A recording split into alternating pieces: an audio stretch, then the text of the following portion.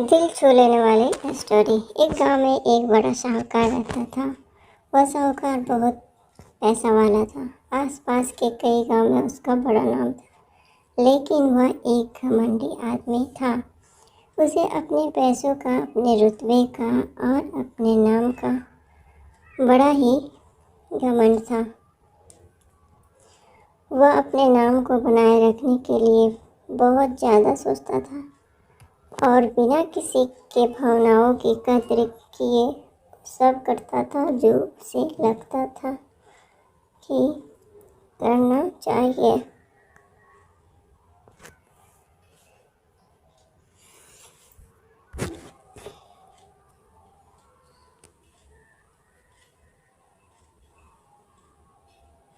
परंतु इतने अमीर और धन दौलत होने के बाद भी साहूकार के मन में अंदर से खुशी नहीं थी, क्योंकि उसकी इस धन संपदा को कोई भोगने वाला संतान न था।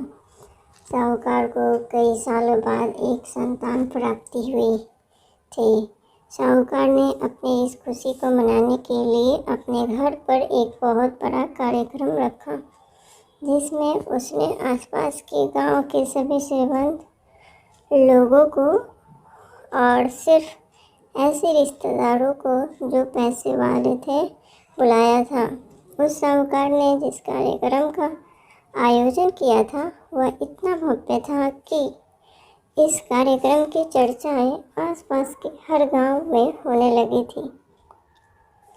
और इसके अलावा उस कार्यक्रम में इतने प्रसिद्ध और श्रीमंत लोग आने वाले थे कि यह खबर उस साहूकार की बहन तक भी पहुंच गई। बहन को जब यह पता चला कि उसके भाई को आखिरकार संतान सुख प्राप्त हुआ तो उसे बहुत खुशी हुई। बहन ने सोचा कि शायद भाई गलती से उसे इस बारे में बताना भूल गया होगा। और अपनों को भला कोई न्योता देता है क्या? भोली बहन ने अपने भाई के यहाँ उस कार्यक्रम में जाने की तैयारियां शुरू कर दी। जिस दिन वह कार्यक्रम था उस दिन बहन सुबह सुबह ही अपने भाई के घर जाने के लिए निकल पड़ी। रास्ते में अपने पुराने मैले कपड़े देख उसे ख्याल आया कि अगर किसी और के घर जाना होता तो मैं ऐसे कपड़ों में जाने की सोचती भी नहीं, लेकिन मैं तो मेरे अपने घर, मेरे मायके जा रही हूँ। वहाँ मुझे ये सब सोचने की कोई ज़रूरत नहीं है। भाई को तो बस खुशी होगी कि बहन आई है। जैसे ही वह अपने मायके पहुँची, वहाँ का भव्य आयोजन देख कर वह बहुत ही खुश हो गई और उसे अपने भाई पर बहुत गर्व हो रहा था। वहाँ पर वह जल्दी से जल्दी अपने भाई को लेकर उसकी खुशी में शामिल होना चाहती थी। वह तुरंत सीढ़ियाँ चढ़कर घर के अंदर प्रवेश कर गई। उसने देखा कि उसका भाई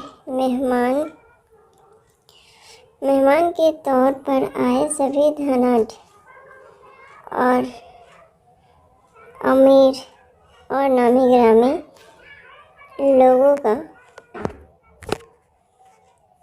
स्वागत करने में व्यस्त है। बहन ने सोचा, इतने लोगों में बेचारा अकेला भाई क्या क्या करे, जरूर उसे कुछ काम याद आया होगा, इसलिए वहाँ से चला गया होगा। बहन जैसे ही अपने भाई की तरफ उससे मिलने के लिए बढ़ी, उसके भाई की नज़रें उस पर पड़ गई और अपनी बहन को ऐसे मैले पुराने कपड़ों में देखकर भाई ने उससे मिलना तो दूर बल्कि तुरंत ही बहाना बनाकर वहाँ से निकल गया।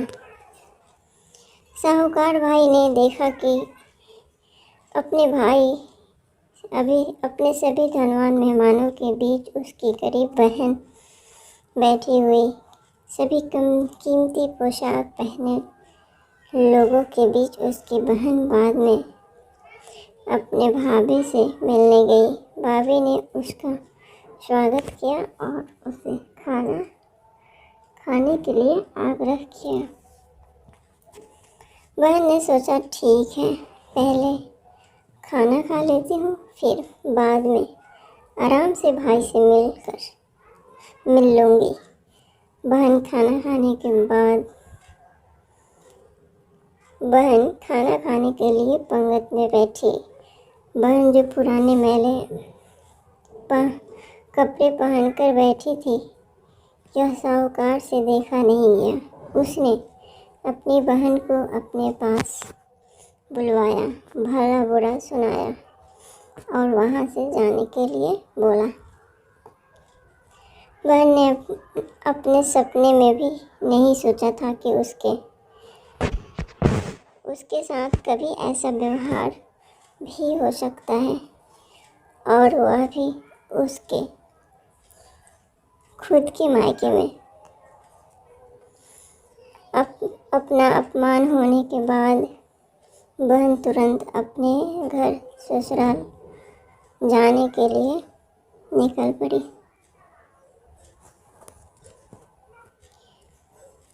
बहन इस बात को पचा ही नहीं पा रही थी कि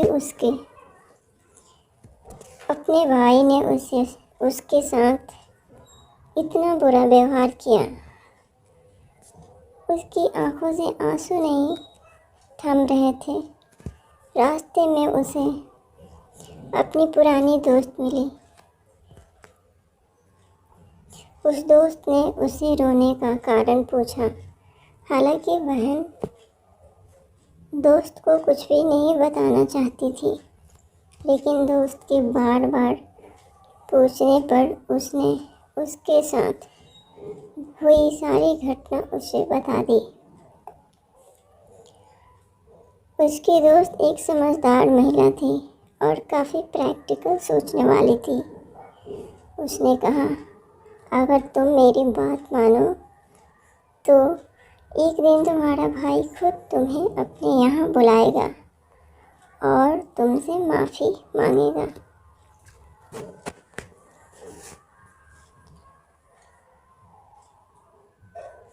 बहन ने उसे कहा कि मैं तुम्हारी हर बात मानूंगी, बताओ मुझे क्या करना होगा। दोस्त ने कहा कि तुम इस अपमान को, इस दुख को एक दिशा दे दो और कोई गृह उद्योग शुरू कर दो। उसमें इतनी मेहनत करो कि उस काम में तुमसे अच्छा कोई भी ना हो। बहन को अपने दोस्त की बात सही लगी। उसने घर पहुंचकर अपने आंसू पोंछकर उसी दिन से एक गृह उद्योग शुरू किया। उसने दिन रात मेहनत की, अपने साथ कई और गांव की महिलाओं को जोड़ा और देखते ही देखते उसका गृह उद्योग चल पड़ा। कुछ ही सालों में आसपास के 50 गांव में उसका नाम और रुतबा काफ़ी बढ़ गया और अब वह पैसों के मामले में अपने भाई से भी ज़्यादा बड़ी बन गई। भाई को भी जब यह पता चला कि उसकी बहन इतनी श्रीमंत हो गई है, तो उसने सोचा कि एक बार उससे मिलकर आया जाए।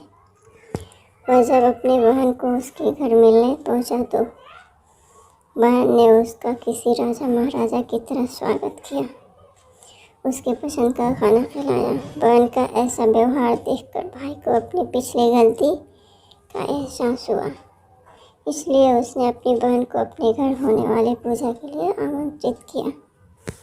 कुछ ही दिनों बाद बहन अपने भाई के यहाँ उस पूजा के लिए पहुँच गई। जैसे ही बहन अपने भाई के घर पहुँची, उसका भाई उसके स्वागत के लिए दरवाजे पर ही खड़ा था।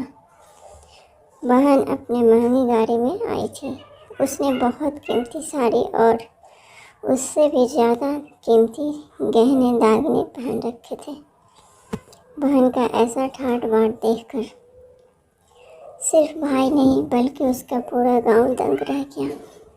भाई दौड़कर आया और बहन की गाड़ी का दरवाज़ा खोलकर उससे बाहर आने के लिए कहा और बड़े प्यार से उसे पूजा का प्रसाद ग्रहण करने के लिए बुलाया। बहन को इस बार 12 पकवान परोसे गए थे। चांदी की थाली में उसे खाना दिया गया था। बस साथ में एक सोने की चम्मच भी रखी गई थी। उसके बैठने के लिए बेशकीमती पाट रखा गया था। बहन को यह सब देखकर उसके वह पुराने दिन याद आ गए जब भाई ने उसे बिना खाना खिलाए ही भरा बोरा कर वापस लौटा दिया था। बहन खाना खाने के लिए तो नहीं बैठी, लेकिन उसने अपने सारे कीमती दागने और जेवर उतार कर उस थाली के सामने रख दिए और खाने में से पूछने वाले उन दागिनों पर रख दिए। बहन का ऐसा व्यवहार देखकर सभी हैरान थे। किसी को नहीं समझ में आ रहा था कि बहन ऐसा क्यों कर रही है। आखिर वह क्यों उन जेवरों को खाना खिला रही है। जब सभी ने उससे पूछा कि वह क्यों ऐसा कर रही है, तब बहन ने सबके सामने बताया कि आज जो इतना मान सम्मान हो रहा है वह दरअसल उसका नहीं, उसके इन्हीं कीमती दागिनों और कपड़ों का हो रहा है, क्योंकि मैं तो अभी भी वही पुरानी साहूकार की बहन ही हूँ। अगर कुछ बदला है तो वह मेरी परिस्थिति है, मेरे कपड़े और गहने हैं। भाई ने अपनी गलती का एहसास होने पर इस बार अपनी बहन के पैर पकड़कर माफ़ी मांगी। बहन जो पहले भी अपने भाई से निस्वार्थ प्रेम करती थी, उसने अपने भाई को माफ़ कर दिया और उसे गले से लगा लिया। दोस्तों, पैसे सिर्फ हमारे जीवन को सरल बनाने के लिए हैं, जबकि रिश्ते जीवन में मेरे किसी बरसात की तरह हैं। अगर उन्हें सच्चे मन से और निस्वार्थ भाव से निभाया जाए, पैसे खर्च हो जाए तो आप बाद में भी कमा सकते हैं, मगर रिश्ते खर्च हो जाए तो दुनिया का सारा धन भी आपको उन्हें वापस नहीं दिला सकता। मित्रों, आशा करता हूँ मतलब का रिश्ता दिल छूने वाली कहानी आपकी भी दिल को छूने में कामयाब रही होगी।